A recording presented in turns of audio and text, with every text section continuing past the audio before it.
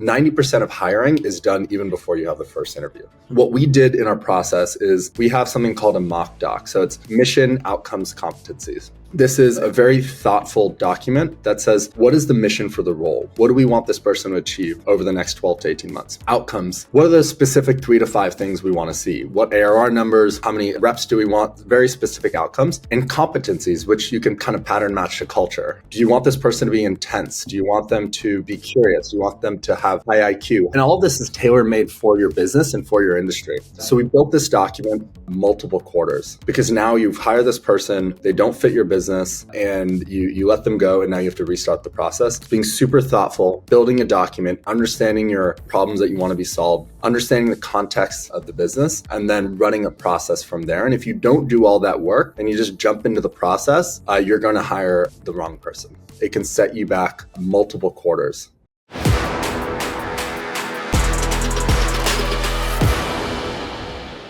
Shiv, thanks so much for joining today. Really special guest on the pod.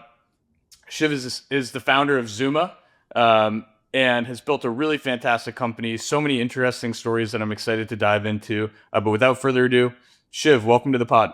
Michael, I'm stoked to be here. Thanks for having me.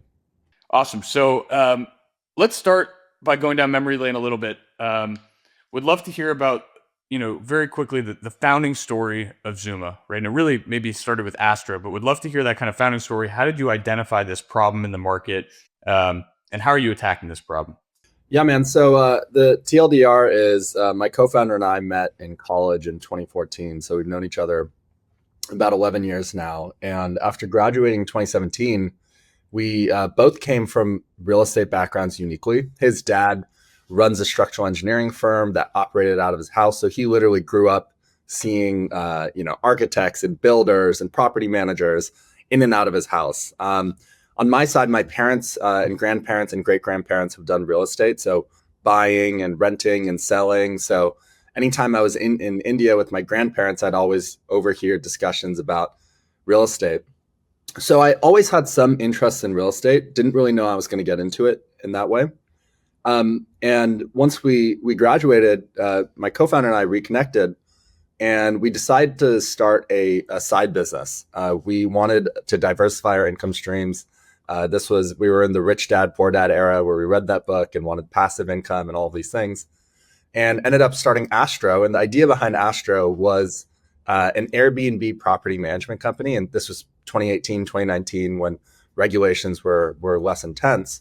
And the idea was, hey, we don't have any money. We can't go and buy real estate.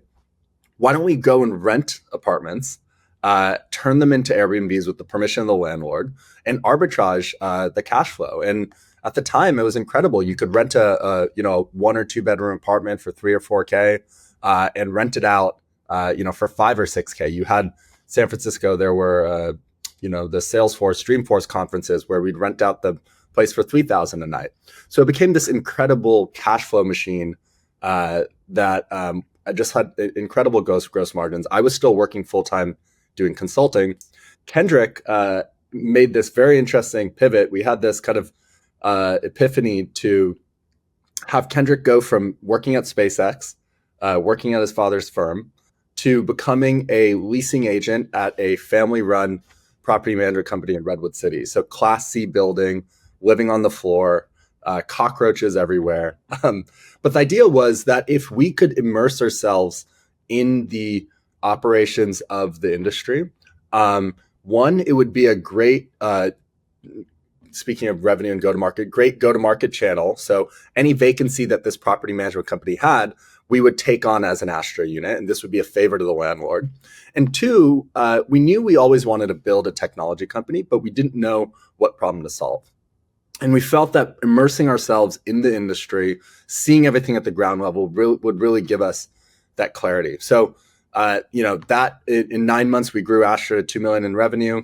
The owner of the property management company noticed what we were doing and decided to fund us $500K. And that kind of gave us the confidence to leave our jobs, go all into Astro. And 6 months later, COVID hit, completely destroyed the business, completely destroyed hospitality as a whole.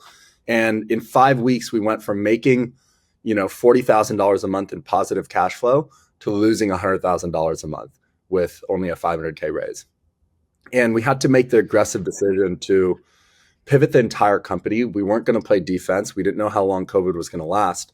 And we said, hey, instead of trying to rent these properties short term, let's pivot this entire business and let's play offense and let's lease all of these properties long term. So everybody in the company became a leasing agent, and we had properties in 13 different cities, including myself. And all we were doing was calling renters, scheduling tours, answering the same freaking question over and over again, with the hopes of getting these properties that we were burning, $3,000-$4,000 a day on to, stabilizing that to maybe $300 a month. And over the span of 3 months, with many cold calls, with many threats for lawsuits, we managed to lease all the properties long term.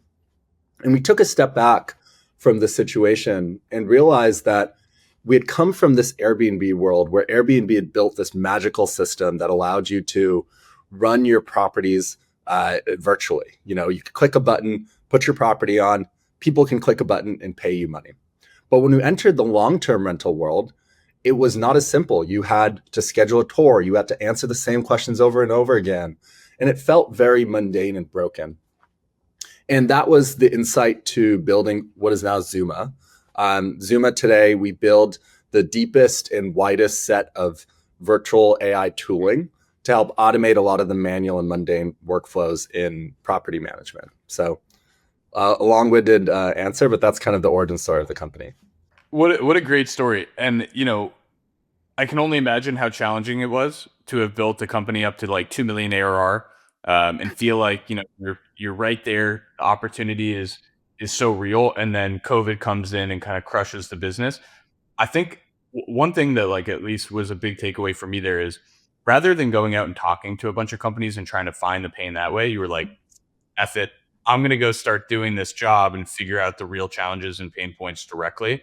And I think that's like relatively uncommon. And I think that might be a theme of this podcast today, which is you guys do things differently, which is why I'm really excited to start learning about the go-to-market strategies that you've taken on as well. And I think, attention is such an important thing in the market today, and doing things in a unique way is the best way to get attention, right? Authentic and unique. So talking a little bit about Zuma, right? Maybe you could share with us what that business model looks like, just so that as we get into the go-to-market strategy, folks kind of understand exactly what you guys do. Absolutely. Yeah. So we are a software, it's a SaaS company, and it's a subscription-based model. So we charge a per unit per month fee on the number of units that a property management company has. So usually we service anywhere from 1,000 units on the lower end to 50,000 units on the higher end, and it would be a per unit per month kind of business model. As we start to get into the go-to-market strategy, I think like would be helpful for folks and myself to kind of understand the components of the business, right? So you have leasing AI and collections AI. Maybe it'd be helpful if you could share a little bit of information about those. Yeah, absolutely, man. So the way we think about the product is we want to any opportunity across the resident lifecycle. So think about the journey for a renter, right? The first step is they go and find a property online. The last step is they move out.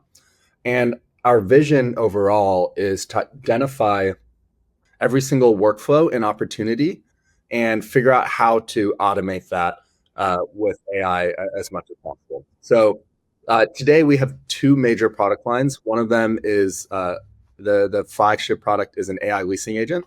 So the idea behind that is how do we automate all the mundane and manual processes in the AI, in the leasing workflow, right? So when we were solving this problem ourselves, the most annoying thing was answering the same question over and over again. Do you have a pet? When can I move in? The same questions that people would ask. Do you have a pet policy?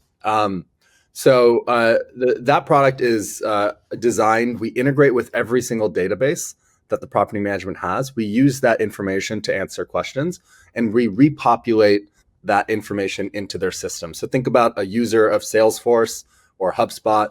Usually they're sitting on their computer, they're updating the status, they're moving things around. This is autonomous. So it updates itself. It's like a sales user in your system. The second product is collections AI. A big problem in property management is collections, people not paying rent. The leasing team or the on-site team has to follow up and ask them to pay.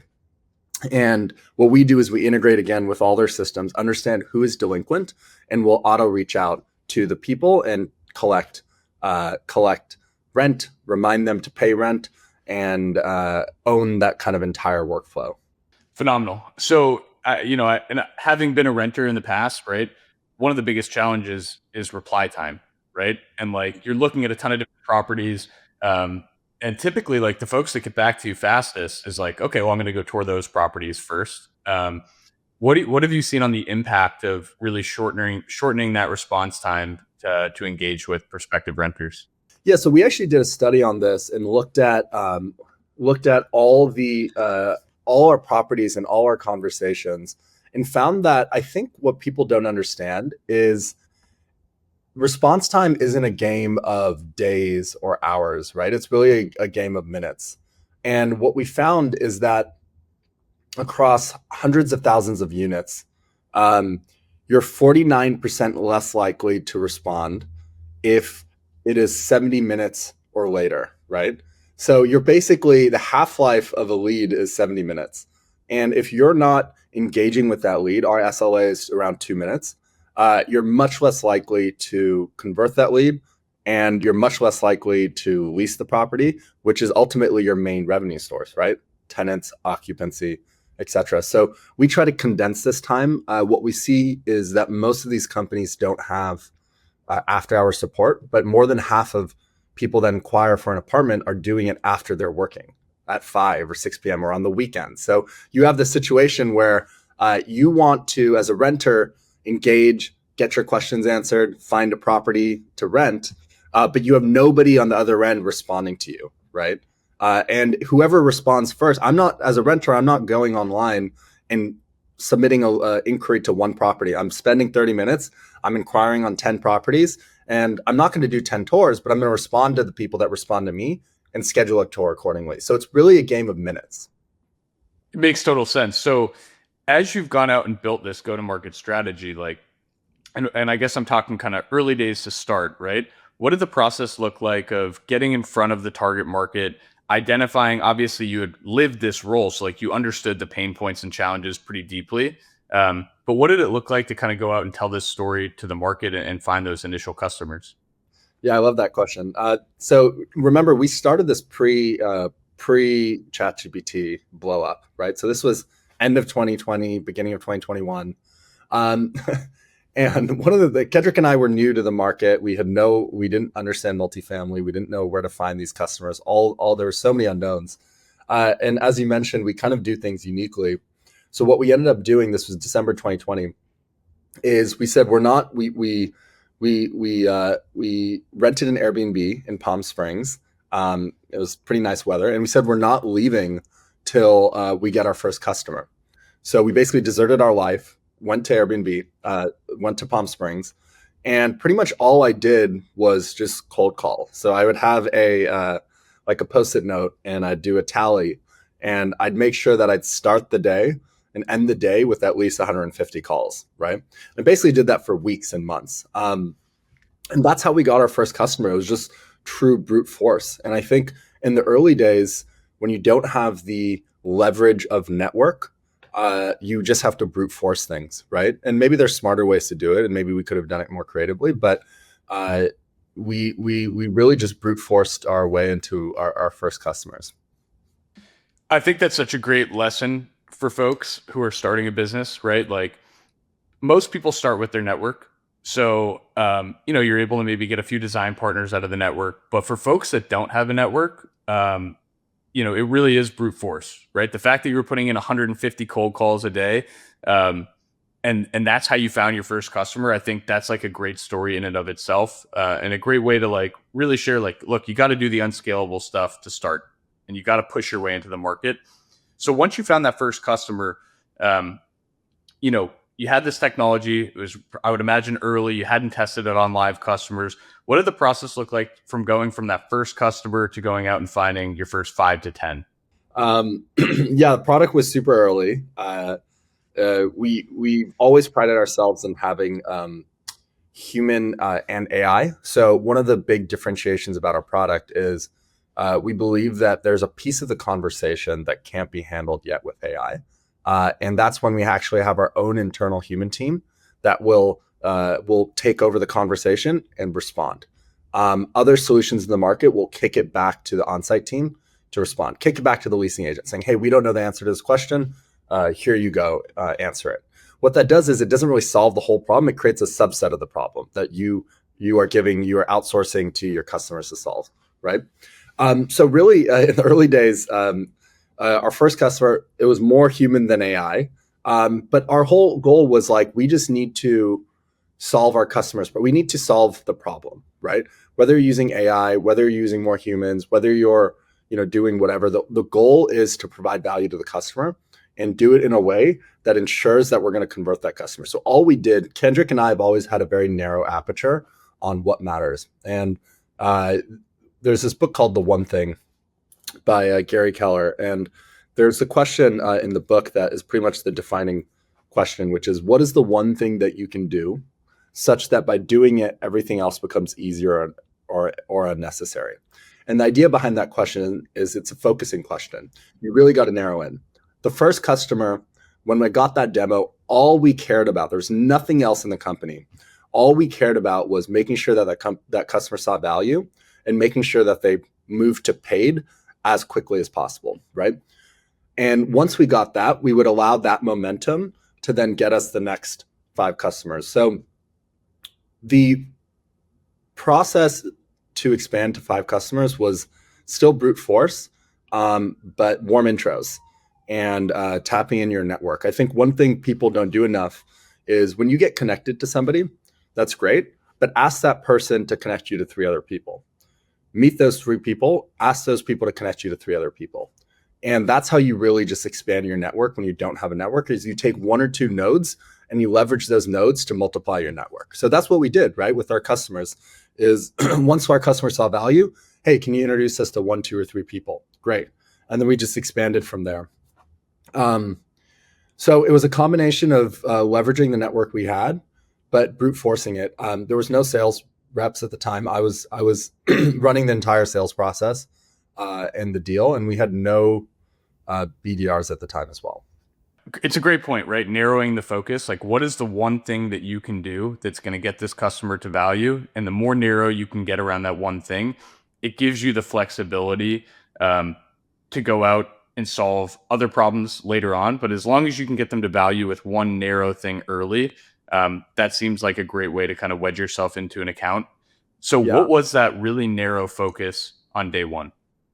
Yeah. So the analogy I think of, and I think is useful for founders, is imagine in the early days or even throughout your journey, especially if you're in vertical SaaS or software, is you're a miner in a mine.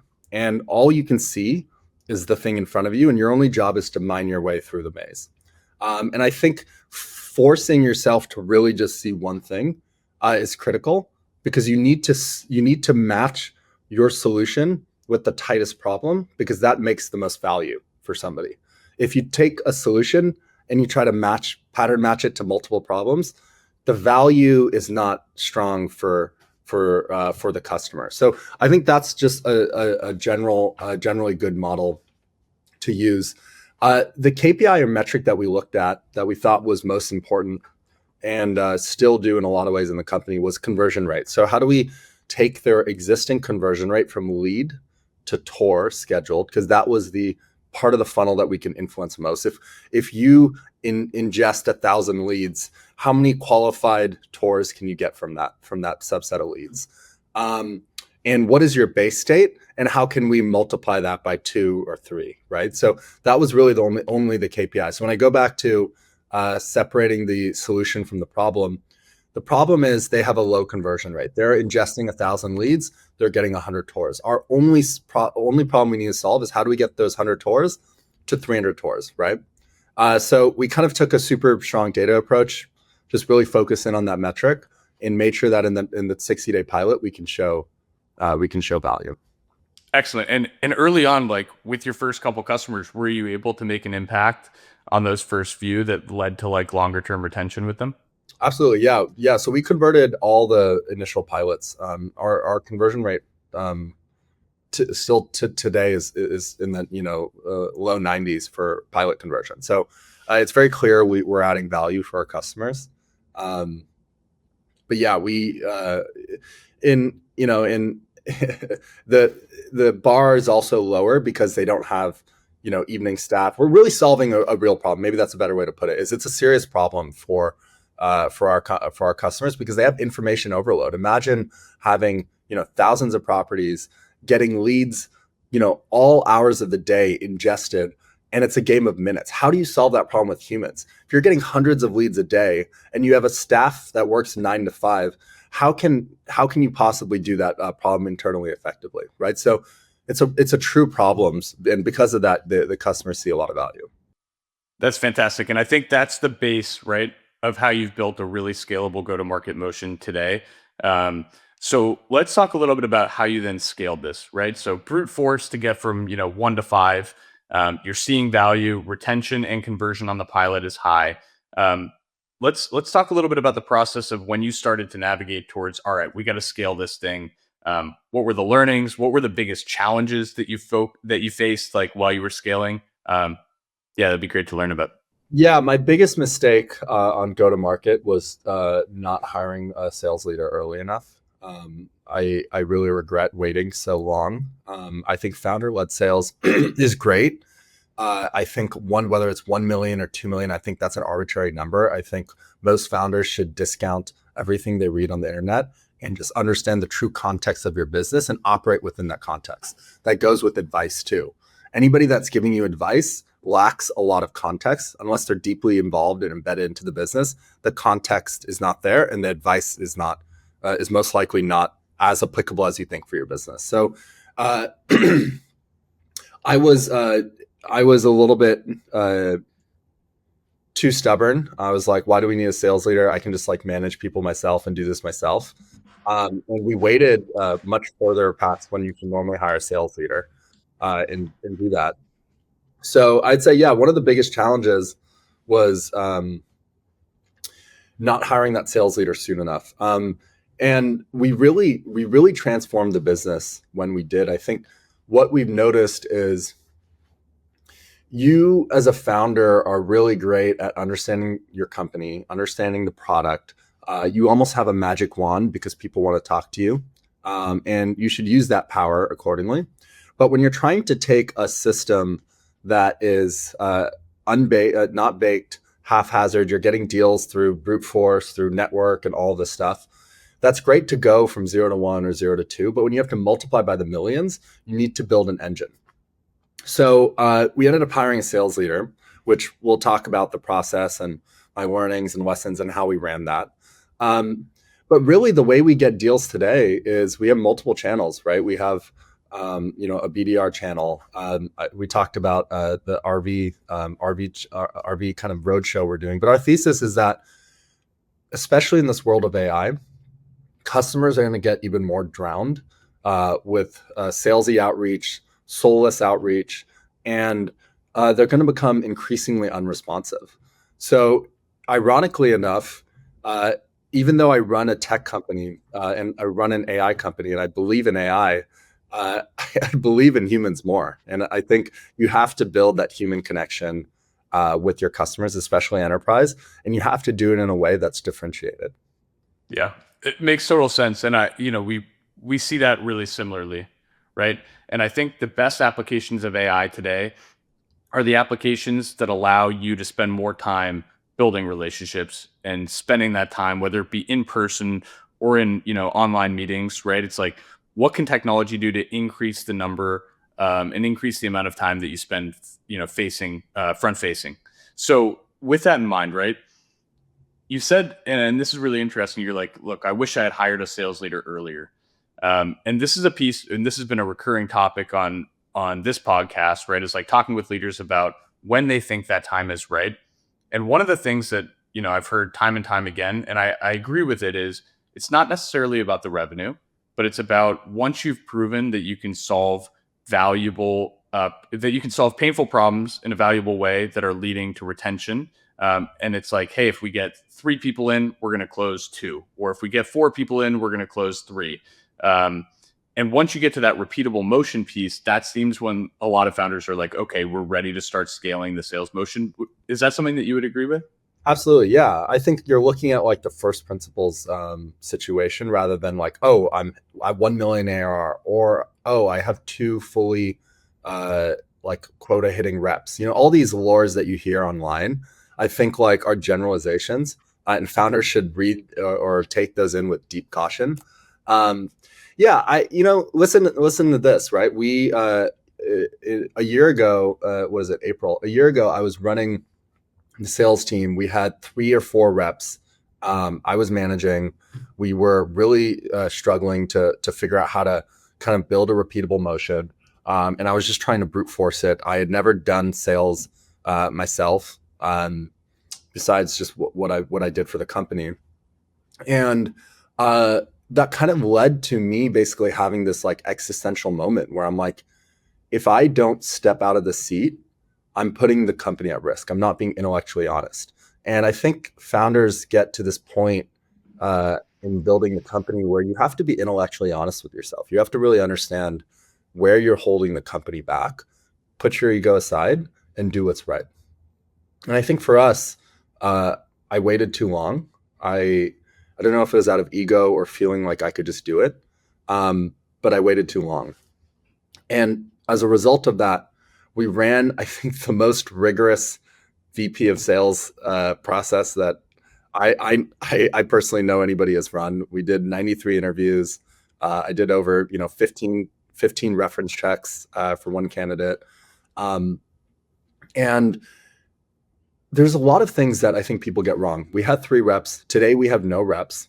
We only have a sales leader, and we're producing more pilots, more revenue, in the entire company's history, right? So you might wonder, like, oh, you have a sales leader. Like, aren't sales leaders supposed to manage only? And aren't they like, don't you need reps to grow revenue and all this stuff? And the reality is, like, you have to really understand your business and the problems and solve it from first principles. So for us, we wanted to reinvent and build our go-to-market org with context. So we have an insanely incredible sales leader, was a CRO at a company, but also has the ability to go super IC, be in the weeds, right? Our vision here is like, can we build this from the ground up and have the sales leader have deep context in the business? So when we start hiring reps, when we start building playbooks, we really understand how to do this most effectively. So on the VP of sales hire process, I think many founders get a lot of things wrong. They look at logos. This is all trite. I mean, you find this on the internet, but people look at logos. They look at companies at scale. The most important thing you can do is deeply understand the problems in your business and solve for those problems. What we did in our process is we have something called a mock doc. So it's mission, outcomes, competencies. This is a very thoughtful document that says, what is the mission for the role? What do we want this person to achieve over the next 12 to 18 months? Outcomes. What are the specific 3 to 5 things we want to see? What ARR numbers? How many reps do we want? Very specific outcomes. And competencies, which you can kind of pattern match to culture. Do you want this person to be intense? Do you want them to be curious? Do you want them to have high IQ, high EQ? And all this is tailor-made for your business and for your industry. So we built this document. I did multiple subject matter expertise calls to understand what the best process should be, explain what our business was, and we ran a really, really rigorous process. I think if founders get this wrong, it can set you back multiple quarters, because now you've hired this person, they don't fit your business, and you let them go, and now you have to restart the process. 90% of hiring is done even before you have the first interview. It's being super thoughtful, building a document, understanding your problems that you want to be solved, understanding the context of the business, and then running a process from there. And if you don't do all that work and you just jump into the process, you're going to hire the wrong person. It's so interesting. So you went from multiple reps that you were managing, and then it sounds like you moved towards like, hey, we're going to find a leader who can both IC and build out this process with us. And during that time, you've actually accelerated sales.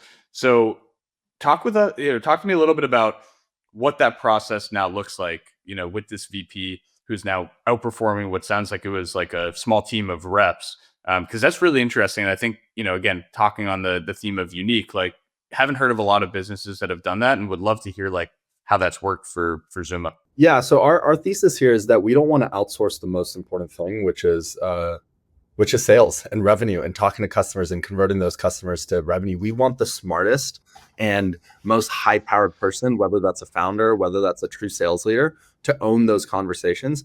We're in mid-market and enterprise, right? We have thousands of customers, not tens of thousands or hundreds of thousands. So every opportunity should be treated like gold, because if you mess up a demo, that could cost you hundreds of thousands of dollars. So our take here is like, we're not gonna, we want this function, which is like doing the demos, to be as rigorous as possible. And we want to make sure that the right person is taking it. Otherwise we burn leads, right? The second thing too, what we realized is you want to be in a situation as a sales company where you just have so many demos. You simply can't do any more demos, and you have to expand your sales team. Another big mistake I did was I tried to conflate demand with sellers. I was like, let's just hire killers. Let's have them do everything in one. Like, I don't want people to be lazy. I did it, so why can't other people do it? And I think it's the wrong approach. I think you want people that are specifically dedicated to building demand, such that your sellers are just overwhelmed and overflowed. Doesn't mean they don't have to do their own outreach. The greatest people will do that as well. But you want a recurring demand gen channel or channels that are feeding you pipeline. We didn't have that. We just hired the AEs. We expected them to bring in the demos. They weren't bringing demos. And now what we've done is we've architected a very strong demand gen part of the business. And that's just funneling deals into what we believe is a super capable, high-powered seller. And we try to outsource everything around the sell, but keep the selling with the people that are most competent at it, right? That's not scalable at beyond tens of millions of ARR, and we're going to build that. But I think what's critical here is the person building the organization, the go-to-market organization, needs to understand every single problem about that, about the organization, needs to understand every single problem in the industry in order to build a go-to-market organization from first principles and really understand it.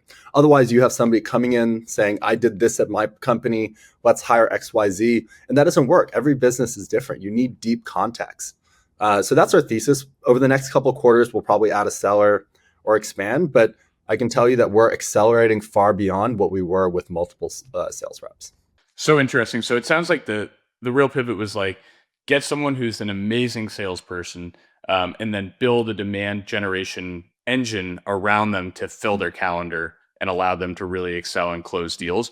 What does that demand generation strategy look like? I think that's something that a lot of folks maybe listening to this podcast, and even us in particular too, it's like, what have you done to build a fantastic demand generation system?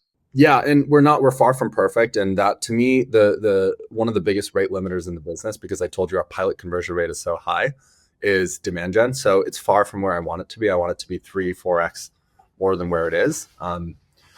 But we've done a lot of creative things, man. I think like I told you, customers are just saturated. You send me a sales email, I'm not responding. I can't remember the last time I responded to a sales email. In years, I haven't responded to a sales email. So why should I expect my customers to do the same? We're all humans. We're all the same people. We all are overwhelmed. We're all getting these messages. We're all, saying, hey, Shiv, I hope you're doing well. Just want to show you it's like, no, that's draining. Maybe you get lucky and maybe you find the person at the right time where they are like, oh my God, it's crazy. I'm doing a demo. I need to talk to Shiv. But more often than not, you don't. You catch people when they don't want to be talked to. You send them an email that they're going to just delete. And that's human nature. And I think it's going to become increasingly a problem. I'm extremely bearish on a lot of the AI SDR tooling. To be honest with you, I think we're just not we're not there fully yet. I think it's going to exacerbate the problem for customers. So to me, I think that's an opportunity, right? If customers are going to feel extremely overwhelmed with all of this outreach virtually, how do you get in front of them in a way that's much more effective? So what does this solve? Like, how have you guys solved for this attention problem? Yeah, so you have to think about human nature, right? People don't want. I think what normally happens is people sell something and then they build a relationship. Where I think you should actually do it the other way around. You should figure out a way to build a relationship and let the sale happen organically. Think about your business. Think about anybody you've worked with. People love working with people they like, right? I am more likely to treat my friend better if he's trying to sell me a product, if I feel the product is valuable, because I have a relationship with him. I'm not going to ghost the demo. I'm going to show up. I'm going to like take it seriously because I like, I like Michael. I like Jake. I have a relationship with them. So taking that insight, I was like, okay, well, what am I naturally good at? I think I've always loved podcasts. I've taken a lot of value from them. And I was so I was like, how do I get in front of people? How do I build relationships? So one of the ideas was, well, let's just build a podcast. Let's do it all in person. Let's do it super high quality production. And let's make it, rather than ideas and innovation, let's make it about people's personal stories, their lives. Where did they grow up? What is their family like? What are some pivotal moments in their life? What are their highest highs? What are their lowest lows? And what I'm effectively doing is, in 60 or 90 minutes, I'm building a relationship with somebody that would have taken years to build. When you're going to a conference and meeting a CEO or a CMO or whoever you sell to, you're at a bar, you're having a drink with them, you're in a crowded conference hall, you're not asking them about their life, you're not building that relationship. So our thesis here is like, how do we build a really genuine relationship with somebody in a unique way? We did that through the podcast. We've now multiplied that. I mentioned I'm taking an RV across the country. We're doing a 4-month roadshow where we're going to 20 different cities and actually have built a podcast studio in the RV. And we're recording in person. And I'm basically building relationships on scale. So yeah, I think it's thinking about what you're naturally good at, thinking about the problem from first principles, and then coming up with a solution that you feel like serves your strengths and is differentiated in some way.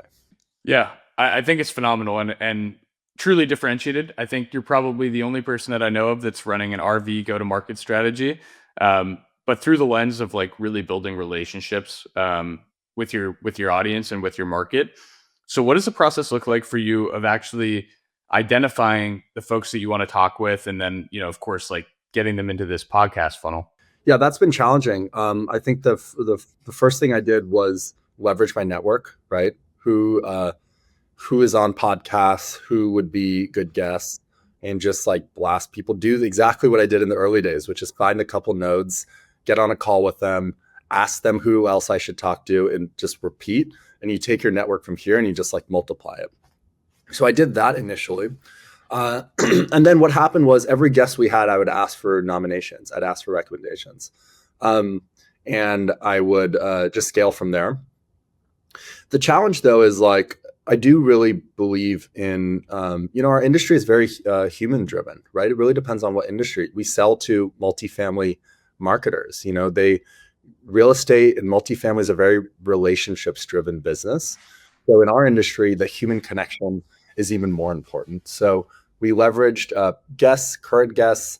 Now that I'm going city by city, we also try to pattern match that with our customer list or target list, see who might be a good fit, and have a SDR driven motion that is like reaching out to people and scheduling these meetings ahead of me arriving in the city.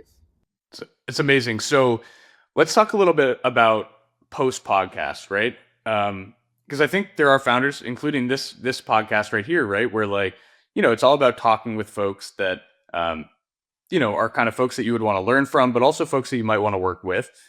What does the post podcast process look like? Because I think that's something that's not talked about enough, but it's such an important piece of like how you leverage a podcast to really spark the go-to-market side of the business. Yeah. So I think similar to you guys, the biggest deals in the company have been from people being like, wait, what do you even do? Like, I've known you for so long. Like, you haven't even told me what you do.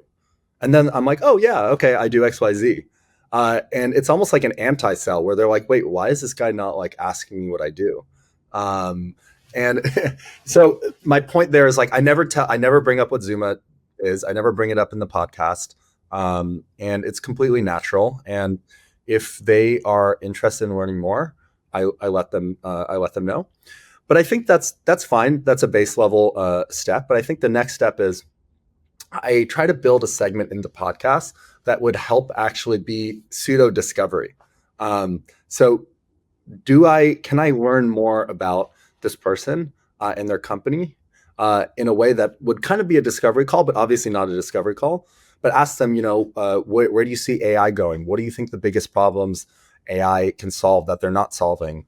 What do you think about AI leasing agents as a landscape today? I get some information, and I don't want to be like on the other end of this. I wouldn't want somebody to be like strong selling me. So, after the conversation, I don't bring up anything. But then after a few days, I ping them and I just say, hey, it was really interesting to hear about that segment, and your take on AI. I've just been reflecting on our conversation. And if you feel like you might want to learn a little bit more about us and what we do, would love to schedule time, but no pressure at all. And that's it. And most of the time people are like, yeah, sure, I'd love to learn more, Um, and if you compare that conversion rate to sales outreach, it's astronomically different. It's a really unique way of building relationships, and I think that's like where the future of go to market is headed, right? So in terms of like building relationships, it's like how do you go from 0 to 1, right? So that's like um, the human side. The other side of it is like how do you identify the folks that may be interested in you, right? So you guys have been around for a few years now. Um, you have a lot of customers. It sounds like retention is really high, which means you're creating real value and solving pain points. And so then the other half of the coin is like, who out there is looking at Zuma, right? Who's coming out and doing research on their own on your website and reading your customer stories, or who's connected with the folks that are using your platform and seeing a ton of success and are like, man, I wish we could do that at our organization. And so I guess I'm curious, like, how you guys have thought about that side of the funnel, right? Where it's like maybe there's people interested, but how do we go and engage with those folks? That's a phenomenal question, and it's a huge rate limiter in the business. I've been pinging Alan and talking to Alan about this nonstop for the last few weeks. Kyle Norton, the CRO owner .com, has a lot of good information here. I've come to realize that like data is the most important initial step, right? It's great to have. So we have in most industries will have some paid data platform where you can get all the data and understand a few things that help you resemble whether they're ICP or not. But what I want to do and what we haven't done yet is take that a step further, right? How do we enrich that data set and make it so deep that like I literally can understand just from that data that this person would be a strong fit? Some indicators could be, do they have open leasing agent job positions? What are the, do they have any existing AI tools, right? Probably 3 or 4 metrics that are relevant to your business where you can enrich that data set so deeply that then you can be much more targeted. And I think this is a big problem in sales, right? I think if you think about the efficacy of your demand gen channel, if it's BDRs, you want every minute that they're spending to be hyper productive. And if you are not giving them the richest data set, this is why I think that the advent of the go-to-market engineer or the data engineer or taking RevOps and like really productizing it the way you would productize your actual product is a really important step, because you need to be hyper target. We're not there yet. We will get there because I see that as a big problem. But my solution here, Michael, is that it starts with the data. You need to productize the data the same way you productize your product. Figure out how you can really pattern match what are perceived pains for your customers, and figure out what data correlates to those pains. And then once you have that really rich data set, then every minute that the BDR spends will be hyper productive, or every minute that your growth marketer spends will be hyper productive. So That would be the answer to the question in my mind. 100%. This is where like we spend pretty much all of our mental calories, and this is like really what we're building at First Touch is like that engine, right? And so my sales process back when I was at Klaviyo is like, okay, I could spend hours doing outbound, but if I'm reaching out to the wrong company or the wrong people at those companies, that's a lot of wasted effort. And so the first step is like, first of all, who's looking at us, right? Because a lot of companies will do their research on their own, right? They're going out, they have problems, and they're trying to figure out how to solve them. So who can I identify that may already be aware of us and interested, but has not engaged in a conversation with us? And then two, it's like, okay, I've closed this business. I have an idea of where I can solve the most painful problems and what those companies look like.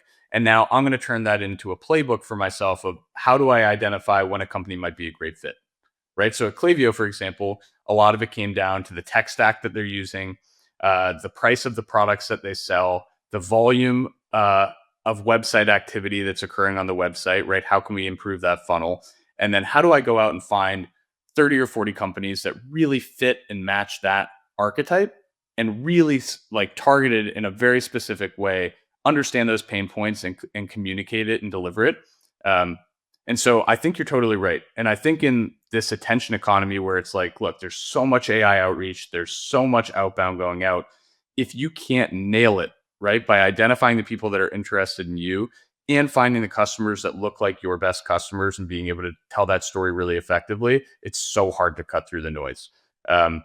And so, those are really the focus points that we have, not only with our product, but the way that we run our go to market strategy as well.